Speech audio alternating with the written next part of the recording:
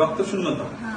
আচ্ছা, সবাই মায়ের জন্য দোয়া করবেন, আল্লাহ পাক যেন তাকে সম্পূর্ণ সুস্থতা দান করেন। রক্ত দিলে হয় না ক্ষতি, জাগ্রত হয় মানবিক অনুভূতি। আসসালামু আলাইকুম, আমি কাজী সুজন, করোনাদি ব্লাড ডোনার্স ক্লাবের পক্ষ থেকে সবাইকে স্বাগত। আজকে আমরা চলে আসছি Noor hospital and diagnostic centre, Bhulbata, Madaripur, এবং আমার সাথে আছে কাল্পনিক ব্লাড ডোনেশন সোসাইটির আমার প্রাণপ্রিয় সহযোদ্ধা ভাইয়েরা। তো আজকে আমরা এই হসপিটালে আসছি একটা ব্লাড ডোনেট করানোর জন্য। জরুরি মুহূর্তে আসলে আমাদের একটু মিসিং এর জন্য আমরা জাস্ট টাইমে ব্লাডটা পাচ্ছিলাম না। ভাই তার মাকে অনেক দূর থেকে নিয়ে আসছে, কিন্তু আসলে আমরা রাইট টাইম ব্লাডটা ম্যানেজ করতে পারি নাই। অবশেষে আমরা ব্লাডটা ম্যানেজ করতে সফল হয়েছি। তো এখন আমাদের সুমন ভাই সে মাগরিবের নামাজ পড়তে ঢুকতেছে, তখন তার সাথে দেখা। ভাইকে বললাম, ভাই আমাদের খুবই জরুরি একটা ব্লাড দরকার, বি পজিটিভ, তো আপনি আমাকে যেভাবেই হোক হেল্প করবেন। তো ভাই আমাদের খুব পূর্ব পরিচিত এবং সে ক্লোজ, কোনোভাবে সে না করতে পারেনি, এবং বলার সাথে সাথেই সে ব্লাড ডোনেট করতে রাজি হয়ে গেছে। তো আমি সরাসরি সুমন বাড়ির কাছে চলে যাবো, সে কততম ব্লাড ডোনেট করছে তার বিস্তারিত আমরা তার মুখ থেকে শুনবো। তো দেখতে পাচ্ছেন, আসসালামু আলাইকুম সুমন ভাই, ভালো আছেন? আপনি কতবারের মতো রক্তদান করছেন? তিনবার হবে। সুমন ভাই এইবারের মতো তিনবারের মতো রক্তদান করছে।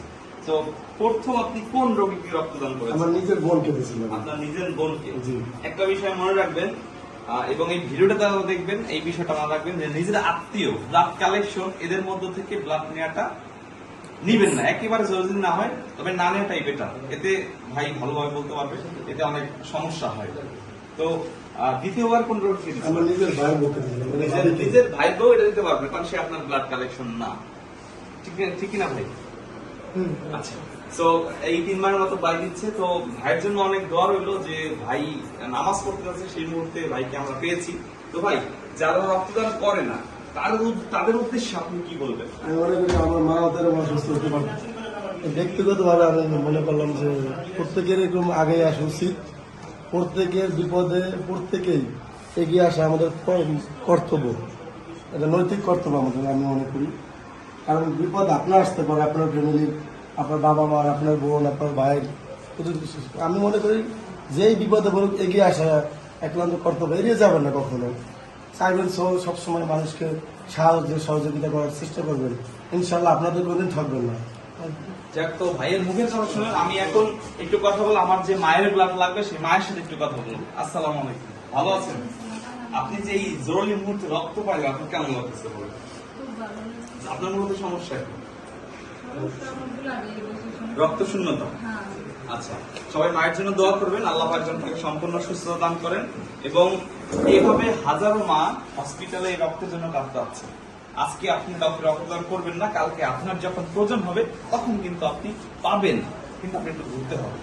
সো রিকোয়েস্ট থাকবে, অনুরোধ থাকবে, যারা রক্তদানের জন্য রেডি, 18 থেকে 60 বছর বয়সী সবাই রক্তদান করবেন। আমি একটু এই ভাইয়ের সাথে কথা বলবো। ভাই বিকাল থেকে অনেক কষ্ট করতেছে আমাদের সাথে। ভাই কেমন আছে?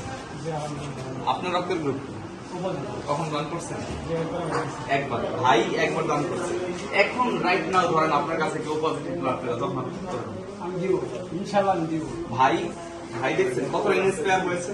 কারণ হচ্ছে আমরা মানুষের জন্য, একে অপরের জন্য। তো এই ভাই যে সিচুয়েশনের মধ্যে পড়ছে, এরকম আল্লাহ কাউকে না ফাল্লায়, আমরা জরুরি মুহূর্তে ভাইকে পেয়েছি। এটা সৃষ্টিকর্তার প্রতি লাখ কোটি শুকরিয়া আদায় করছি। এবং যারা, আমি আবারও বলি, যারা 18 থেকে 60 বছর বয়সী যারা সুস্থ মানুষ, তারা অবশ্যই নিয়মিত রক্তদান করবেন। রক্তদানের মাধ্যমে পারস্পরিক ভ্রাতৃত্ববোধ বন্ধন আরো অটুট হয়, আরো ভালো হয়। এবং রক্তদান একটি মহৎ পেশা, এই মহৎ পেশায় প্রত্যেকটা মানুষের পদার্পণ করা উচিত। সবাই ভালো থাকবেন, সুস্থ থাকবেন, নিয়মিত সুস্থ সবল রক্তদান করবেন। ধন্যবাদ সবাইকে। আসসালামু আলাইকুম।